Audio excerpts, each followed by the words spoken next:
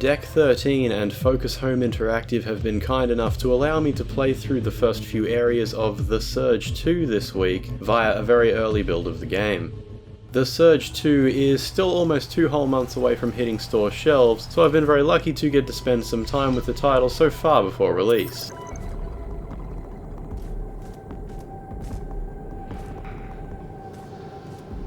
Right from the start, The Surge 2 introduces a feature that's absolutely key to my enjoyment of this type of game: custom character creation. Male and female base designs are available, with each being customizable down to an impressive amount of detail, with a generous set of features to choose from.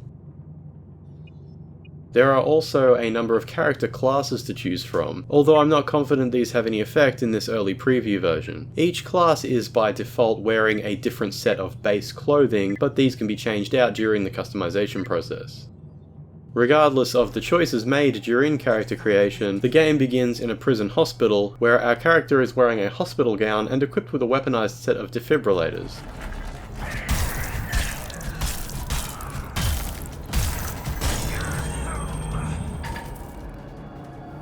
Before too long, we are able to acquire makeshift weapons from other escaped prisoners, and upon reaching the game's first med bay, we finally get equipped with the clothing choice we made at the beginning, as well as having a mechanical rig installed into the character's body. This rig functions as the base through which we'll be able to equip mechanical upgrades over the course of the game. The Surge 2 is quick to show us that not all paths are available from the beginning. Early on we discover some jammed doors which cannot yet be opened, but after our mechanical rig is installed we can backtrack to access those areas.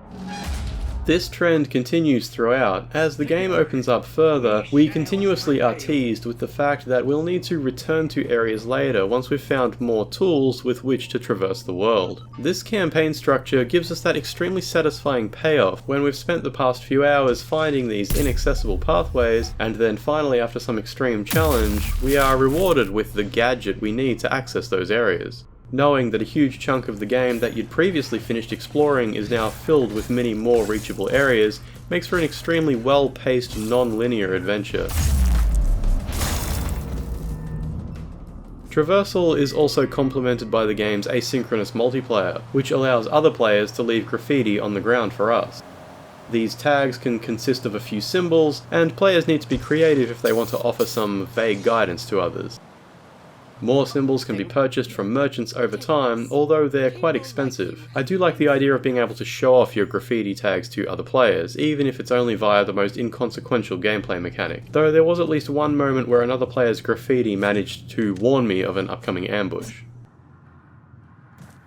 Another aspect of The Surge 2's multiplayer comes in the form of hide and seek. We can place a banner somewhere in the environment, which is represented by a slowly rotating representation of our player character.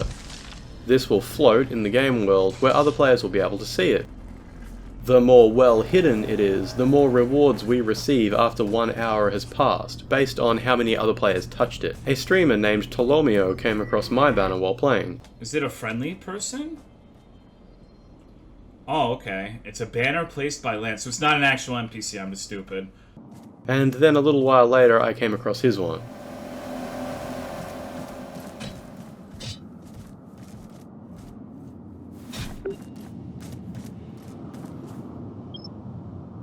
At the heart of The Surge 2 though is the game's combat.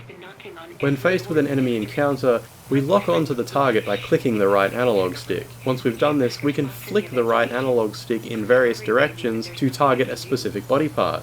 Blue parts are unprotected, and targeting these areas will lead to a quicker victory. Yellow parts are protected by armor, which if targeted will lead to a more difficult fight, but if we're able to perform a finishing attack on one of those body parts, we'll be rewarded with schematics and resources that will allow us to build that same piece of armor for ourselves.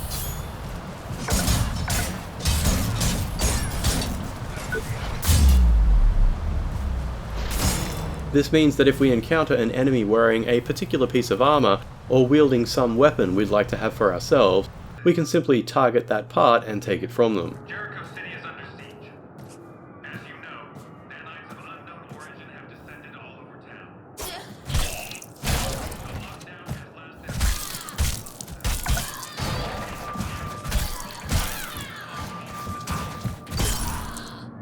Government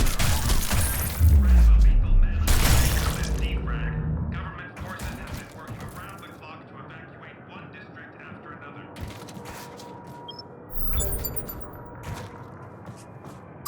This leads to a fun element of collector ups, where I'll often be targeting weak points just to survive new dangerous areas, but I'll often be tempted to return later to steal all the cool armor and weapons I'd been seeing along the way.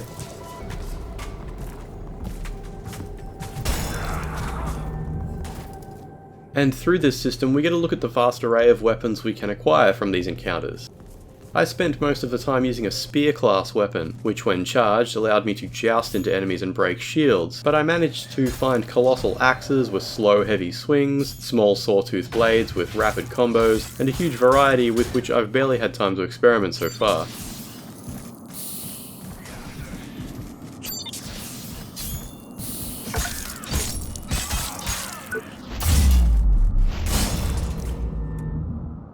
Killing enemies also grants us a quantity of scrap.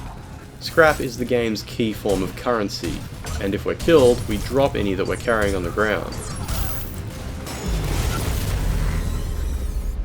We are then revived at a med bay, and we have a time limit in which to return to that point and retrieve our scrap. One feature I loved is that in this situation, the scrap we leave behind upon death actually acts as a healing totem when we return. For example, I died during a boss fight, and thus dropped my scrap on the ground. When I returned, my scrap was waiting for me, but instead of picking it up, I was able to choose to leave it lying there and simply stand near it to be slowly healed. This turns subsequent attempts at boss encounters into a much less frustrating experience. Regardless, I did still die countless times on the major boss of the preview version. Something else I really enjoyed was the reprieve provided by non-combat areas.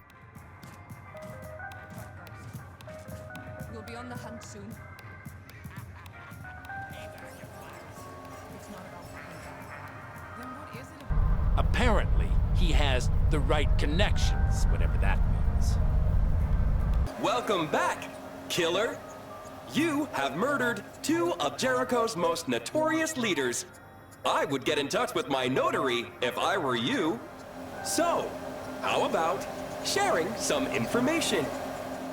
The Surge 2 features areas with merchants, quest givers, and all sorts of NPC encounters to break up the tension of the core gameplay loop. And that tension really is key to the experience of this game. The Surge 2 is hard. Every death is met with a respawn back at the last medbay we visited, with all defeated enemies brought back to life.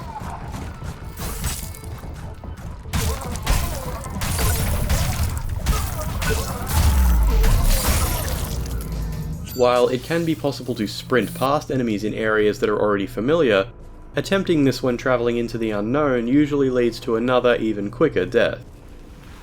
This means that when we die, we're usually looking at once again defeating every enemy over again just to regain that lost progress.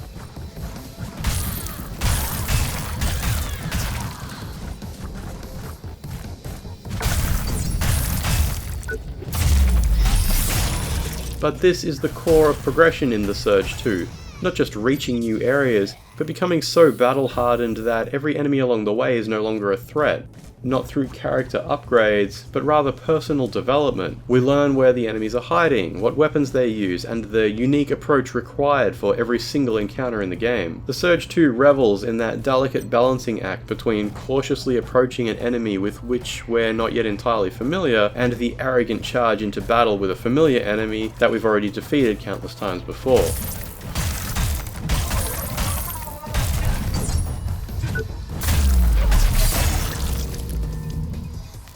The latter of which often resulting in our own failure, and leaving the blame squarely on our own hubris. I've been looking forward to the Surge 2 for quite some time, so I'm really happy to have been given an early chance to play through the opening few hours of the title. I hope maybe you enjoyed this video, and really wanted to share this game with you, and I wouldn't be surprised if we see more of the Surge 2 on this channel in the lead up to release. If you'd like to subscribe to keep up with whatever games I happen to be playing, that would be great, and either way, thank you for watching, I'll see you next time.